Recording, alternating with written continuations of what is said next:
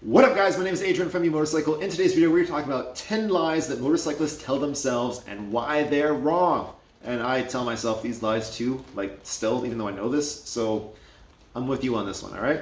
Now, as motorcyclists obviously we try to be kind of as perfect as possible because there's a really small margin for error on motorcycles compared to in cars, but we still make mistakes, we still tell ourselves things that aren't necessarily true, and this is 10 of those things and why they're not right. So, moving right along. The first thing I see a lot of motorcyclists saying is anytime they get into an accident, it was the other guy's fault. He was texting and driving, or it was a cabbie looking for his next fare, or it was a soccer mom yelling over her shoulder at the kids in the minivan behind her. It seems like a lot of people don't want to admit fault. I mean, the insurance companies tell you never admit fault, but what about when it's just like you and your buddies? What about when it's just you and your spouse, whatever? Do you admit fault? Do you not? Right. According to the Hurt Report, which is a super famous report looking at motorcycle accidents, that's a whole other topic for another video. Over 50% of motorcycle accidents involved riders who had less than 5 months of experience on the bike they were on at the time of their accident. So to me it seems like in at least over half the cases, yeah, sure, maybe there were other people who might have had a little part to play in it, but it does sound like inexperience plays a huge role in motorcycle accidents. So is it always the other guy's fault? Not really. Second lie motorcyclists always tell themselves is, I can go a little bit further on empty. You know that episode of Seinfeld when Kramer goes to the car dealership and the sales guy's driving around with him all day from like day till night because they're trying to see how many kilometers the car can do on empty before the whole thing just runs out of gas? This is that, only I did a little research and what I found was if you look at two average sedans, so I took a Japanese Nissan Altima and an American Chrysler 200, those two sedans can go as high as 110 miles to about 114 miles on empty. That's roughly 170 to 180 kilometers on empty. Versus if I'm looking at these two bikes right here, I got a V-Rod and I have a little Honda CL350. These bikes can barely go 200 kilometers. So even with a full tank, these things can barely go as far as a car can go on empty. So if you're used to what your car can do on empty and you think your motorcycle is going to go the same, you are damn wrong. Anyway, that's another lie motorcyclists tell themselves. Don't get caught up in that. When you hit on E, maybe you got like 10, 20 miles tops, then put some damn gas in your bike or you're going to have a bad time. The third lie that motorcyclists tell themselves is, it's just a second bike. It's not a big deal. It's no problem. Guys, take it from somebody who has 1, 2, 3, 4, 5 bikes. Take it from somebody who has a lot of bikes. It's never just another bike. It's never just a second motorcycle, because right after just a second motorcycle comes just a third motorcycle and just a fourth motorcycle. And you start telling your friends and yourself and other people in your life, I can quit any time, I swear to God, I can drop this cold turkey. But you can't. It just becomes compulsive. And then you have to buy a bigger house that has a bigger garage so you can fit more bikes. And then you have a website about bikes. And then your whole life just transforms into this big mess. You think you're okay, and then you find yourself hiding in the work washroom stall looking at Craigslist trying to get your next fix. Trust me. The fourth thing that motorcyclists lie to themselves about is, well, I should show you because I'm guilty of this. The fourth thing motorcyclists lie to themselves about is, those tires will last me till the end of the season, no problem. I'm holding these tires because I was telling myself that last season. This is a mistake that I made. Didn't wipe out or nothing, but could have. The reality is that, look, I used to work for these guys up here, Goodyear. Goodyear owns Dunlop. Dunlop makes motorcycle tires. Everybody in the industry, tire industry and whatnot knows that tires are what they call a grudge purchase. That means you buy them not because you have a genuine desire, like, oh my God, I can't wait to go buy tires. For some people, yeah, but for most people, no. You buy tires because you have to. It's not like maybe there's a performance part you really want for your bike. Maybe you want like a lighting upgrade, exhaust pipe, we'll get to that later. Those are things that are like pleasure upgrades. You want that. But tires, you typically only buy them because you have to. The thing is, in 2012, there was a report by the NHSA, that's the National Highway Safety Administration. They said that 50% of motorcycle fatalities were single vehicle crashes. There was no other vehicle involved. It was literally someone just by themselves, no one else on the road, lost control, which is super unfortunate. It just tells you what would have happened if maybe they had a bit more grip, if their tires were in better shape. If you're thinking at the end of the season, you need to replace these tires anyway, then you may as well just replace them right now, and between now and the end of the season, you're gonna be safe, so just replace them. That's it. The fifth lie motorcyclists tell themselves is, bro, with this exhaust pipe, I'm seriously going to get like 15% more horsepower. Let me state this really clearly. No, that's not how it works, okay? Motorcyclist Magazine was really clear on this, and they're absolutely right. After your actual engine, the single most engineered part of your motorcycle is its exhaust pipe. So if you think that the guys who are selling an exhaust pipe for like $200 on Amazon, I'll link to some of those in the description box, you take a look on there, help support the website, thanks.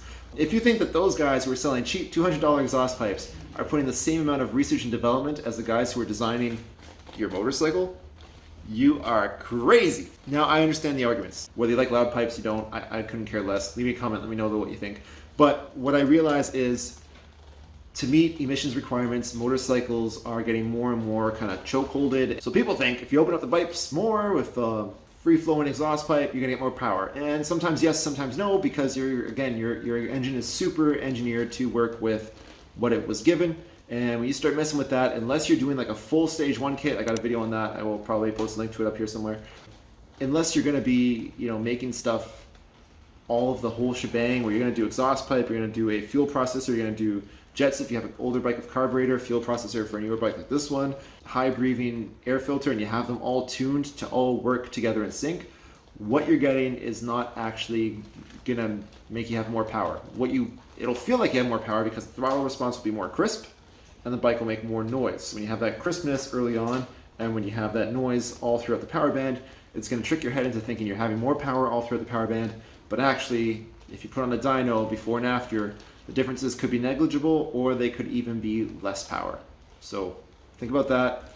Adding a slip-on exhaust is not going to give you 10% or 15% more power if that's the only thing that you're doing to your bike. The sixth lie that motorcyclists tell themselves is, it's not going to rain today.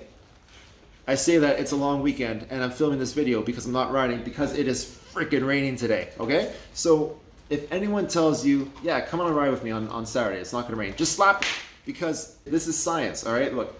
Science has laws, like laws of gravity and physics and all that. Science has laws. This law is called Murphy's Law. If someone tells you it's not going to rain, if someone tells you don't bring your rain gear, it's going to be fine, it's going to rain and you should hit them, okay? If it's a charity ride, if it's a poker ride, if it's like a weekend-long rally, it doesn't matter. If you're going moto camping, it doesn't matter. The second someone says it's not going to rain or you forget your rain gear at home, it rains. That's the rule, law, whatever you want to call it. That's just how it works. Number 7. That cheap helmet that I got for $40 off Amazon is definitely safe. No, it's not. It's not safe at all, okay? The reality is there are 2 main standards. There's a bunch of standards for helmets, but there's 2 main ones. One is called ECE, it's used over in Europe. The other one is called DOT, it's used over here in North America. ECE is really cool because let's say I am some shady guy in some shady country and I have some shady sweatshop and I just have a bunch of people in my sweatshop and they are making helmets. Well, if I want to sell them in Europe, before I can sell my shady helmet company helmets in Europe, I have to get a sample of my helmets to the ECE people, whoever they are, and they test my helmets and they make sure that my helmets are compliant. That sounds like cost and that sounds like work and that sounds like I might have to actually make a good product. I'm a shady guy in a shady place running a shady sweatshop. I don't want to do that stuff. So what do? I sell in North America instead because those guys are suckers. All right, so here's how it works. North America, we have DOT. We don't use any of that ECE nonsense. DOT works like this. DOT says these are our standards and it's up to you, shady guy, to make sure that your helmets are compliant. Shady guy says, do you test my helmets? DOT says, no. Shady guy says, do I need to send you a sample of my helmets? DOT says, no. Shady guy says, do I really even need to test my helmets? DOT's like, oh yeah, for sure you need to test your helmets, but they never actually check. The shady guy's like, oh yeah, sure, I'm totally gonna do that. So really, there's nothing to stop the shady guy from just doing shady business and not making the helmet safe and just slapping a DOT sticker, because guess what? Let's say you buy that helmet for your girlfriend or your boyfriend and they crack their head open because the helmet's a piece of junk and you may as well just give them a bucket from Home Depot. Well, you try and find that company. There's no address for that company. There's no like office location anywhere in North America or anywhere even in Asia or abroad. There's no phone number. There's no email address. You have no way of reaching them. You have no repercussions. You can't see this business was registered to anybody at all. You got no way of getting back at these people or going after them for anything legal. They are completely isolated. They're completely anonymous. They sell $40 helmets because they're junk. Telling yourself that a $40 helmet from Amazon is going to be safe is just telling yourself a lie. And to be totally honest, guys, just while I'm kind of updating my notes here, I couldn't care less what kind of helmet you guys are wearing. Obviously, I want you guys to be safe, but I don't know. I'm not going to get into that should helmets be mandatory or not mandatory conversation. That's up to you guys. You guys do what you want. I'm just here to kind of present you guys some information that I found and maybe keep you guys entertained and teach you something in the meantime at the same time. So if you can learn and kind of have some entertainment all at once, that's all I'm trying to get at right here. The 8th thing that motorcyclists lie to themselves about is, I am totally sober, I'm totally fine, I can ride. Look, I'll be the first to admit I used to bartend for 6 years and I was riding my bike to and from the bar. But I will tell you that my shifts all ended at around 3 a.m. and apparently between 3 a.m. to 6 a.m. is like the second least likely time you are to ever get into a motorcycle accident. So that was good news for younger me who used to do that stuff.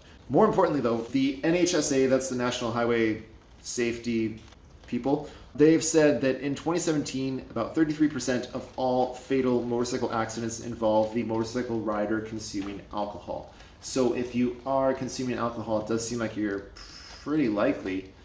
I mean, if anyone's going to have a fatal accident, you're pretty up there. Now, the other interesting point is that there's another 67% that aren't consuming alcohol, but we don't have data to know if they were consuming anything else because alcohol was the only thing that we have data on. So make of that what you will. Again, I'm not trying to tell you how to live your life, just putting some information out there for you guys to decide whatever you want. Second last, number 9. The chances of hitting a deer are pretty slim. Unfortunately, motorcycles and reindeer go together like me and girls with daddy issues. There's just a weird magnetic attraction and the two should not collide, but they seem to collide. Of all of the fatalities from hitting deer, motorcyclists count for 70% of all fatalities. So I'm not trying to make light of that because that's pretty serious and it makes sense, right? If you're in a car, you got all that metal around you. The point is that a lot of motorcyclists tell themselves like the chances of us hitting a deer are so damn small. But as it turns out, not only a chance of a motorcycle hitting a deer pretty good, the chances are you're more likely to be a fatality. The last thing that motorcyclists lie to themselves about is when they say that I don't need gear if I'm riding close to home. Now there's a bunch of guys named Steve who are all in highlighter yellow little suits going, yay, finally! Those are the whole AtGat crowd. So if you guys are part of that whole AtGat mob where you guys shame anybody who doesn't wear gear, feel free to leave a comment and just shame everybody. And if you guys are part of that squid crowd who rides around and in flip-flops, I'm in flip-flops right now, I love flip-flops. If you guys are part of that flip-flop society, leave a comment and let all the AtGat people know how much they suck so you guys can just have a flame war because that'll help my video rank. Thanks. Anyway, here's the thing. Most of your motorcycle rides, whether they are long rides far out of town or just local rides around the city, you're probably either stopping or starting really close to home or at your home. And I did a little homework, and the U.S. National Library of Medicine says that the median distance between home and the location of injury for car and motorcycle crashes was 4.6 miles. That translates in roughly to 7.5 kilometers. It hurts the same whether you're at the parking lot 4 blocks away or whether you're at the parking lot 4 hours away. So do the AtGat guys kind of have a point? Whatever, you decide. That's it for the 10 lies that motorcyclists tell themselves. I hope you guys found this entertaining, maybe informative. Maybe you guys knew all this stuff already and you're like, Adrian's a loser, he doesn't know any of this. Because I didn't know any of this, but now I do. But let me know in the comment section, did you like this video? Did you not like this video? If you did, please give it a like button. If you really want to see more videos, I would definitely appreciate that. That would be really cool for me. Please hit that subscribe button. And ride safe, guys. However you choose to ride, that's up to you. I don't really care. I'm tired. I'm going to do that. Peace.